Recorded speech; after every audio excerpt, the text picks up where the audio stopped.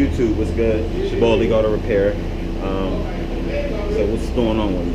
What you see behind me, this black truck is a 2003 Cadillac Escalade, and on this shit, I'm in the middle of doing a transmission job. I'm doing a transmission, and I want to be replacing the rear main seal that's on the engine. So pretty much, that's what this video is going to be. As soon as I get the transmission out and get situated, I'm going to show you guys how to replace the rear engine main seal. Or you probably won't be able to get to do this job, but at least you know what's involved. So let me get situated for you, and I'm going to kill this fucking mosquito right here.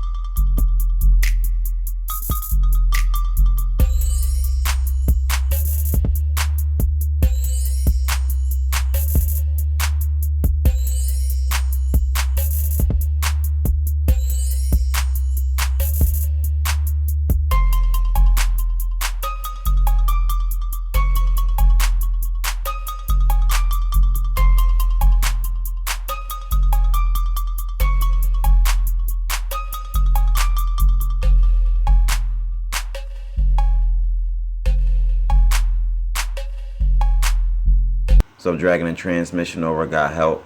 It's best to get somebody to help you drag over, like maneuver a transmission around. I always have a helping hand, because when that motherfucker fall, that's your ass. So what's going on? What I'm doing is taking off the bolts, 15mm bolts. I think it's 15mm bolts, maybe 13 or 15, but let's just say 15. That got the for the flex plate. You call it you call flywheel if you want to. I call it a flex plate. It's automatic transmissions don't really.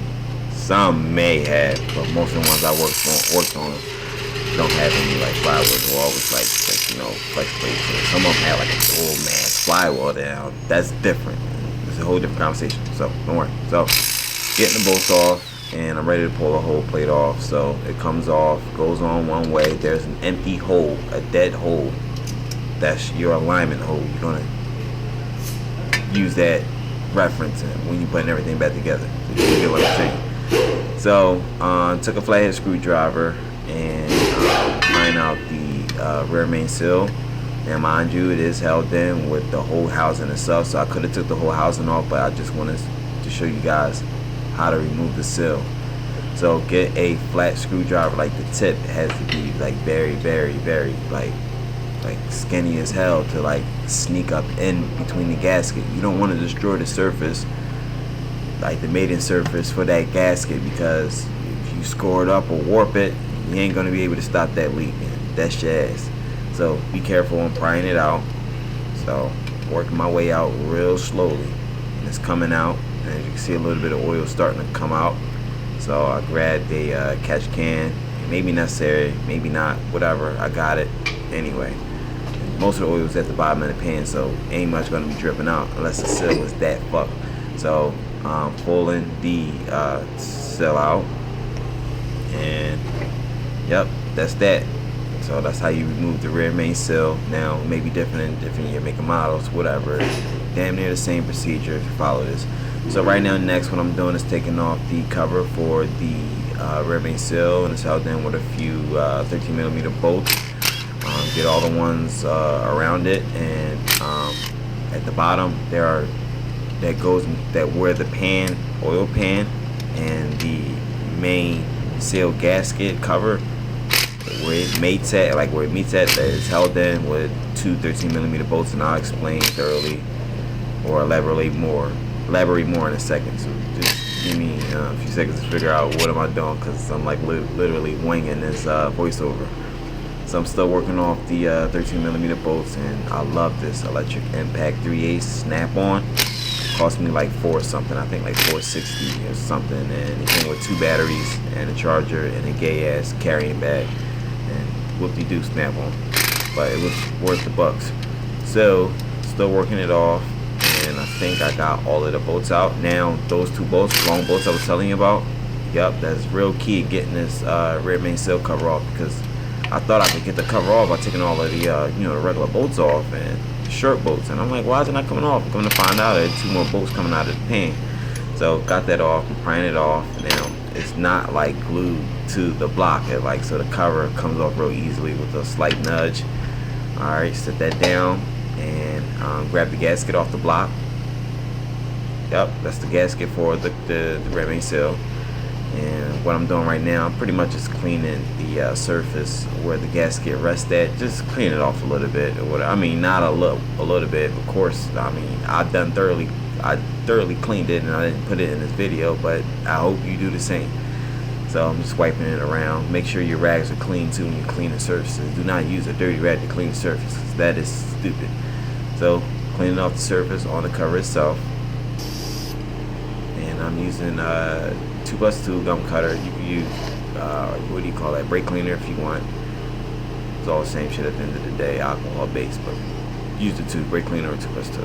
So I'm flipping my rag over, getting a clean side, finish cleaning it, and I'm real anal with my shit, because like fuck that, any small thing could turn into a major problem. So at least I try to get what I can when I can. That's how I am. I got OCD.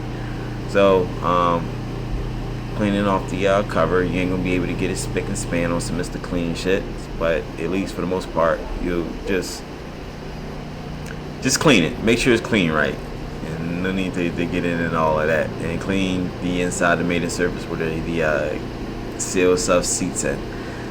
So give me a second.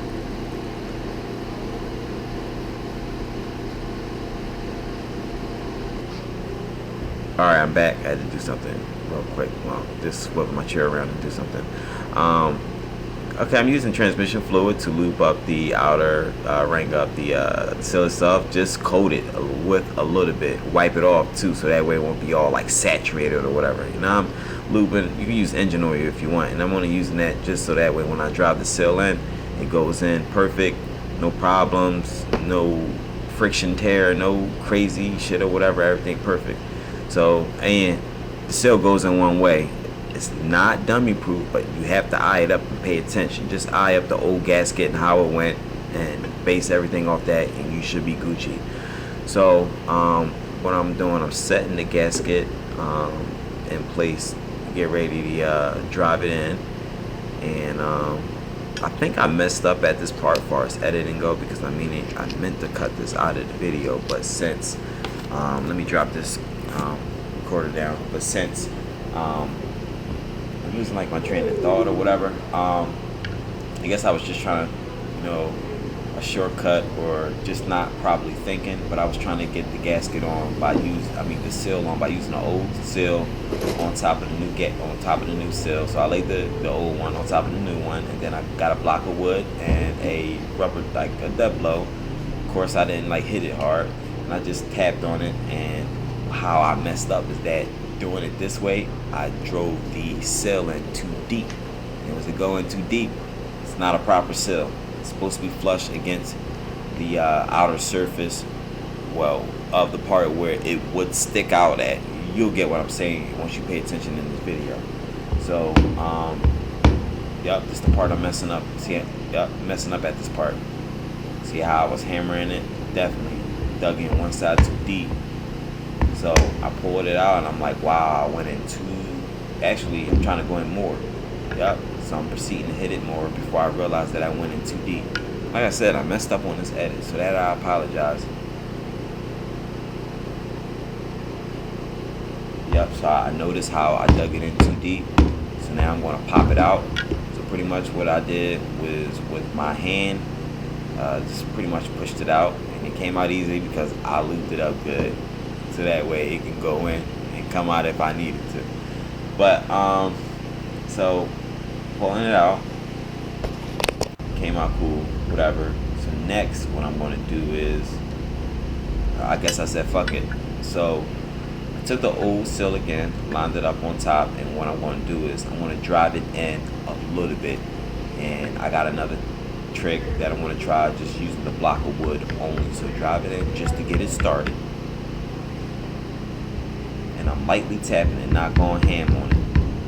And I took the block of wood because the block of wood is flush straight across. So this is how I'm gonna get a good seat, because of this block of wood, because it's straight and it won't dig in deep because it's straight. It's nothing pushing it in more. So my seal was lined up flush, like perfect, because of the block of wood, like I said. And I'm just checking all around, any blemishes, anything sticking out, bulging, whatever. Everything looked good, everything looked Gucci. And just eyeing it up some more. See how I got it is flush against the surface. The part that sticks out of the cover, the round part. Yep, the lip. Yeah, that's what I meant to say. The lip.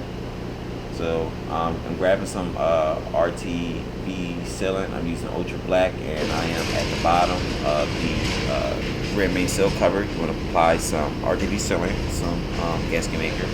The reason I want to do this is because that part meets with the other end of the engine pan gasket, and you need seal around that. So I'm adding some more on the corners where it splits up at. You sealing it up the way I'm sealing it, you're gonna be good. You ain't gonna have no problems with shit, trust me. So I go the extra mile for my shit. So I guess from here, I guess I'm ready to put the cover on. So I'm lining the gasket up. I think I got the gasket lined up. I'm not sure, I don't remember what's going on. Oh, I guess I'm gonna clean the surface off some more, or I'm just double checking probably. Look like I just wiped it off, just a few wipes. Double checking that too, making sure that's Gucci as well. Now I'm taking a new gasket, putting it on, and the new gasket goes on one way, so you can't fuck up. And I guess I got a text message. Let me see what this is. Wait. So what am I doing? Oh, I'm putting a few bolts in the gasket just to line it up, like an alignment for the gasket, so it won't fall out, because it's not a sticky gasket. It won't stick on. It's not rubber. It's not whatever. It's a crappy ass gasket. So yep, I'm lining it around the that crankshaft, like that journal right there. So you gotta be careful, because that will kind of dig out the seal a little bit. But if you apply pressure lightly, like distribute the pressure evenly on both sides while you're getting it on, you should be good. So yeah, just take your time, pay attention to this video, you're gonna be Gucci. So I'm starting my 210 on my two 13mm bolts. I think it's 10mm, I'm not sure, maybe 13, I don't remember, but you'll figure it out because you got tools, right? So tighten them up.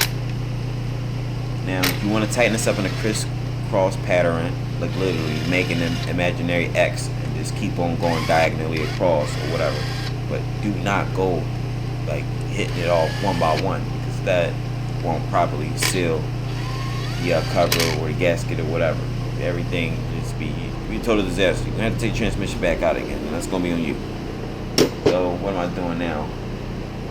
I guess still in the middle of tightening and everything. So yeah, it is 10mm. So I'm taking a ratchet, and I got the text on the side. I don't know if you say, but I don't see it, but I want to read it out loud. It said, "Don't forget to install the 2 long bolts for the oil pan."